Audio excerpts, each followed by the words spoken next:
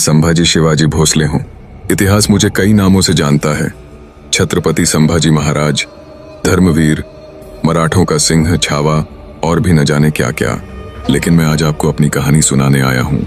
यह कहानी है संघर्ष, त्याग और अपने धर्म और स्वराज्य की रक्षा के लिए लड़ी गई भीषण लड़ाइयों की।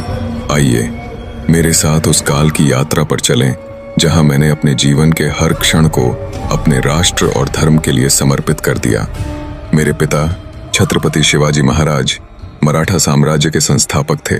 उन्होंने मुझे बचपन से ही सिखाया कि स्वराज्य का अर्थ केवल सत्ता नहीं बल्कि धर्म और संस्कृति की रक्षा है। मेरी माँ साईबाई मेरे बचपन का सुखमय हिस्सा थीं, लेकिन उनका साया जल्द ही मुझसे छिन गया। पिता की कठोरता और अनुशासन ने मुझे जल्दी ही समझा दिया कि मेरे जीवन का उद्देश्य केवल विलासिता में समय बिताना नहीं है। मैंने संस्कृत, मराठी, फारसी और युद्ध कला में गहरी महारत हासिल की।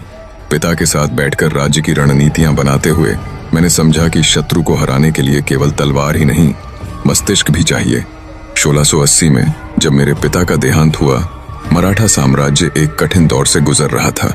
मुझे राजा बनने का अवसर मिला, लेकिन मेरे विरोधियों ने मुझे कमजोर दिखाने की हर संभव कोशिश की।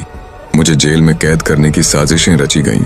मेरा सौतेला भाई राजा राम और अन्य सरदारों ने मेरे खिलाफ मोर्चा खोल दिया, पर मैं संभाजी भोसले था।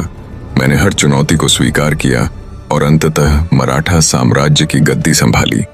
मेरा सबसे बड़ा दुश्मन औरंगजेब था। उसका एक ही मकसद था, हिंदवी स्वराज्य को मिटाना और भारत को इस्लामिक राज्य में बदलना। मैंने उसे रोकने की ठान ली। मैंने अपने सैनिकों के साथ औरंगजेब की विशाल सेना को चुनौती दी। यह 1682 का साल था। भीमा नदी के किनारे हमारी और मुगलों की सेना का आमना सामना हुआ।